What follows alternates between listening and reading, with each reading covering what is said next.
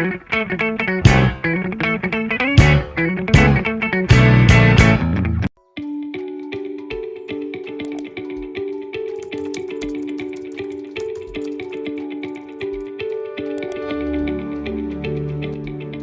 masuk ke video pengaruh teratogen AlCl3 aluminium klorida terhadap perkembangan embrio ayam Gallus domesticus, mari kita saksikan terlebih dahulu bagaimana proses pengeluaran telur oleh induk ayam, di mana hal ini berhubungan dengan telur yang akan digunakan pada proyek. Video ini merupakan proses bagaimana telur dikeluarkan oleh induk ayam, di mana telur yang dikeluarkan merupakan telur yang fertil. Tujuan penggunaan telur fertil dari induknya ini yaitu agar telur tidak dierami oleh induknya sehingga dapat diinkubasi selama 48 jam dan dapat dilihat bagaimana perkembangan embrio selama 48 jam. Telur-telur tersebut kemudian dikumpulkan dan diletakkan pada tempat telur. Sebelum melakukan injeksi, kita persiapkan terlebih dahulu alat-alat yang digunakan, yaitu berupa keranjang telur, kain lap, tisu, aluminium foil, kertas label, selotip kertas, sirin, dan gunting atau pisau, serta bahan berupa AlCl3 dan telur. Lipat kain lap secara bergelombang pada keranjang telur, kemudian lipat tisu dan bentuk melingkar. Lubangi telur dengan alat pelubang.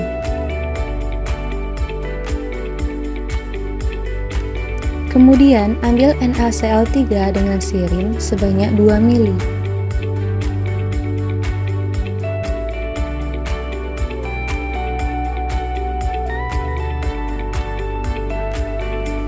Setelah itu, injeksikan ke dalam telur pada bagian yang sudah dilubangi.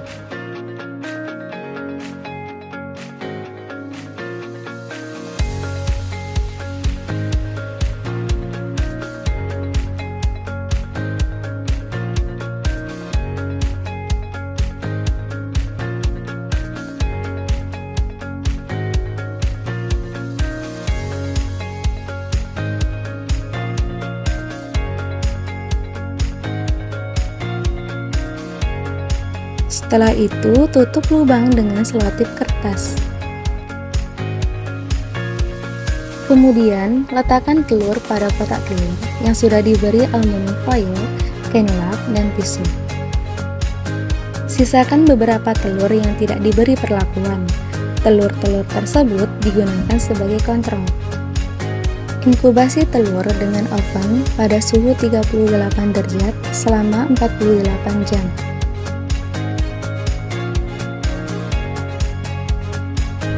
Setelah 48 jam, keluarkan telur dari oven dan telur siap untuk dieksekusi.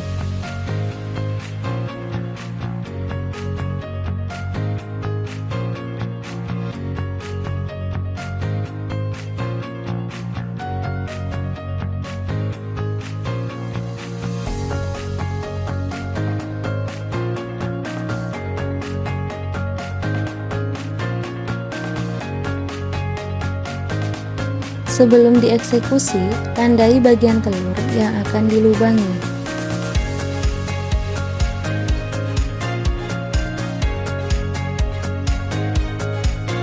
Olesi kaca arloji dengan vaselin agar embrio tidak lengket dengan kaca arloji.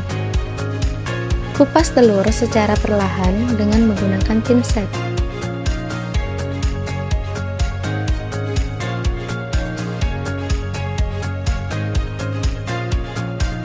Kupas telur hingga setengah bagian dari telur. Hal ini bertujuan untuk meminimalisir embrio yang terbalik. Setelah itu, tuangkan telur ke kaca arloji secara perlahan agar embrio tidak terbalik. Bersihkan albumin dan yolk dengan sirin secara perlahan dan hati-hati. Setelah albumin dan yolk berkurang dari embrio, kemudian beri larutan fisiologis yang berfungsi sebagai larutan pembersih. Tuangkan bawang ke dalam petri dish.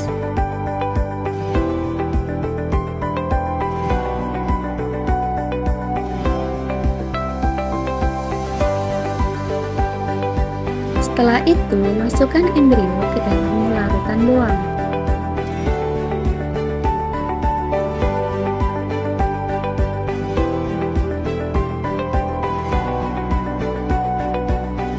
Kemudian, siapkan alkohol berseri dan silol yang berfungsi untuk pewarnaan dan penjernihan. Setelah embrio dari bawang, masukkan embrio ke dalam larutan alkohol dengan konsentrasi menurun, yaitu alkohol 70%, 50%, dan alkohol 35% secara bertahap setiap 10 menit. Alkohol dengan konsentrasi menurun ini berfungsi untuk pencucian setelah dari bawang. Setelah dari alkohol dengan konsentrasi menurun, embrio kemudian dimasukkan ke dalam aquades. Kemudian masukkan embrio ke dalam larutan methylene blue selama 1 menit. Masukkan embrio ke dalam aquades dengan digoyangkan secara perlahan. Kemudian masukkan ke dalam eosin selama 5 menit. Cuci embrio dengan aquades dengan digoyangkan secara perlahan. Setelah itu, masukkan embrio ke dalam alkohol dengan konsentrasi naik, yaitu alkohol dengan konsentrasi 35%, kemudian 50%, 70%, 90% secara bertahap selama 30 menit per konsentrasi, dan alkohol 96% selama 15 menit. Alkohol dengan konsentrasi naik ini bertujuan untuk menghilangkan zat warna. Setelah dari alkohol, kemudian masukkan ke dalam larutan silol dan alkohol yang dicampur. Larutan silol dan alkohol tersebut kemudian dicampur dengan perbandingan 3:1, 1:1.